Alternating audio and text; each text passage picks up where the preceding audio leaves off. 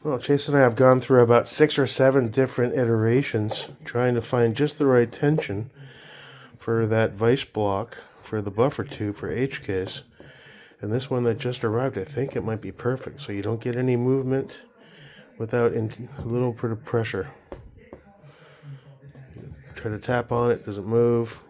Simulating vibrations if you're working on shit, or adjusting castle nuts or removal. A little bit of torque. But still that nice bit of tension there. I think we've reached the promised land after weeks of trying different measurements. I think that's good to go. Cool. Mare, you beakable white? Yeah. Let Daddy do this. All right, so yeah, it's been a long, crazy, hot, brutal, hot summer. Worst I can remember. And I've been living in Florida since I was 8 or 9, and I'm 51, so. Definitely crazy the last couple of months from the gun perspective, you know. Sold a lot of stuff, made a crazy trade. We'll see how that pans out. Scott always talked about being curious about 6.5 PRC. We used to talk about that in 6 Dasher. With that Cadex, that'll be here Saturday, the chassis. That Stormtrooper white with the folder. Looks really nice, actually. I've been doing research. I'm saying, all right, maybe I should keep the masterpiece as it is with the Bergara and look around. And not right away, but eventually get it a good quality barrel action, you know. Like a Defiance with a Bartlein kind of. I don't know. We'll see. I remember Scott and I used to talk a lot about different calibers. And the two he was really curious about trying. He loved his 300 PRC. He wanted to do 6.5 PRC next. And 6 Dasher was always a topic of conversation, trying to understand the ins and outs of that, you know. So I don't know. I'm still looking around for that. Big Joe, the guy I did the big trade deal with the scope, actually, I was looking for an HX QD friendly muzzle. Because I thought it over, and I was like, you know what? We don't really run this Hux very much. This is the HXQDK. It's free-flowing, which will negate gas. It's not the quietest can in the world, but I went looking. I asked the guys in the group if anyone had one they wanted to rehome, and then Joe reached out and said he had one, and he said, just cover the shipping, which I thought was really cool. Thank you, Joe. Because they're like 150, like 157 for those things. So I appreciate that very much. He's a good man. Thank you for your service, sir. So when that gets here, we're going to install that and run the HXQD on the HK. It'll be free flowing. It won't be super quiet, but you're still wearing ears regardless. And we'll give that a shot. And we'll run this bad boy. I thought today, the last few days, I've been thinking about Scott and his last can.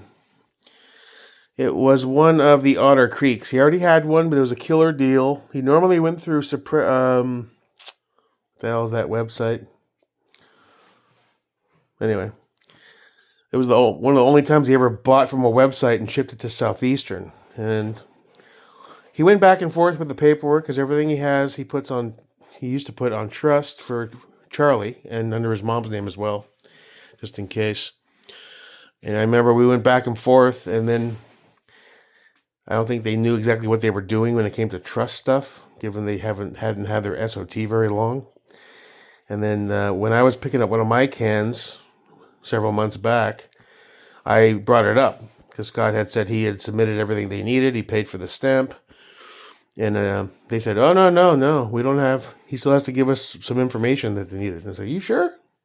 Because he told me he dropped everything off. A guy wrote it on a Post-it note and said, don't worry, it'll get submitted. And they said no. So obviously they screwed up somehow. Now, I hadn't talked to Scott in the last few months about it or at all, really. So I don't know if he eventually got that figured out and he picked up that can or not. So next time I'm in the area, I'm gonna pop in just to inquire, let them know the scenario with Scott being gone and all, because that belongs to Charlie. Hopefully they submitted it. I don't know if they didn't. What happens to that can? Is it in limbo forever? Scott bought that can. He paid for it. He paid for the stamp. He gave them all the info they needed. He went back multiple times. When the time is right, I'd like to reach out to Charlie to let him know. I don't think anybody in the family is even aware of it. But, Scott paid for it, and he would want his son to have it. So I'm going to do that. Saturday is Scott's final service. So we're going to go pay our respects one last time to my friend. A guy from the club, actually, he messaged me this morning.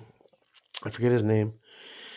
He said, "Hey, Jake, I'm so-and-so from the club." And I guess he stopped by Scott's page and saw that he had passed away. But he's been, I guess, offline or doing stuff. He's like, "What the hell happened?" I gave him the short version. And he brought up the fact, he's like, "Oh, was he still a smoker?" I was like, "Yeah, heavy, just like me." He's like, "Yeah, I remember we were doing trap and skeet stuff. He kept taking breaks to smoke." He goes, I quit smoking when I first got out of the Army 50 years ago. Those things will get you. So we went back and forth a bit. Nice guy. So anyway, yeah. Saturday we go say our final goodbye to Scott.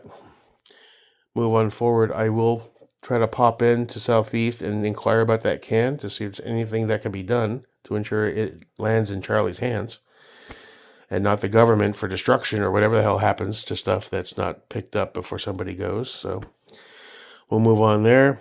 Saturday, the KDEX chassis arrives. We might transfer the Bergara action over to it. We might wait and just run it as is until I can figure out a proper barreled action for it. Possibly in a new caliber. Part of me wants to stick with 6.5 because bulk ammo purchases. Trying to understand all these different calibers and the benefits. 6.5 PRC is about 250 feet per second faster. It's got more kick to it. Still trying to understand all the ins and outs and you have all these different calibers and you compare them to the similar ones and they're very minute changes. A little more recoil, a little more speed. Mainly geared around when you're hunting, right? Especially long distance hunting. Going after a buck at like 1,200 yards type shit, I guess. So trying to wrap my head around that. We have our Huxworks muzzle on the way. Then we'll run our HXQD. Still trying to decide if I want to pay the $200 and quickly SBR this and swap over to a stock versus the brace or wait till January. But what's going to happen in January when there's no more tax stamp fee and everyone's submitting tons of shit? And then we're back to COVID level. Wait 6 months for a can. Wait 2-3 months for a Form 1. I don't know. We might just go for it, spend the $2, go have it engraved, get her done. We'll see. I don't know. And the prototype is being printed as we speak today. I already got the shipping notification. So the version 3.0 with the changes. Hopefully that'll be solid. Still have to try to track down a proper attachment for the breaker bar and the torque wrench that'll get over this, given it's so large. I assume HK armorers have their own in-house custom versions of that. I haven't been able to find shit on the commercial market because it's very proprietary.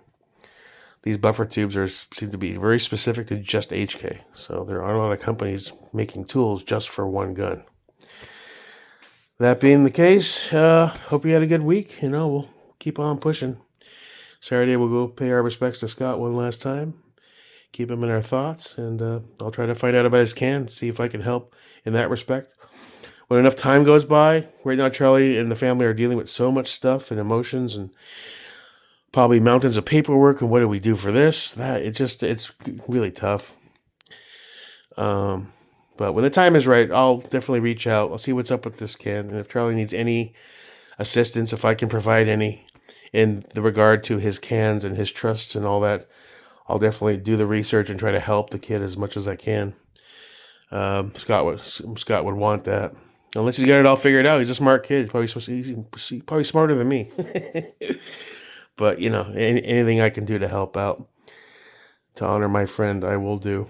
And that's about it. So have a good rest of your week. Enjoy your weekend. Cold front moving in Sunday. Cool front anyway. The end of a long, brutal summer. Highs are supposed to be in the low 80s, lows in the 60s. A break from this oppressive heat and humidity is a plus. I'm ready to say goodbye to this summer for a variety of reasons. Move on to better days. Get out there and shoot some more. Once we get that bolt gun set up properly, we'll take this and that out, maybe to Volusia, qualify, take the class, and shoot out to 970.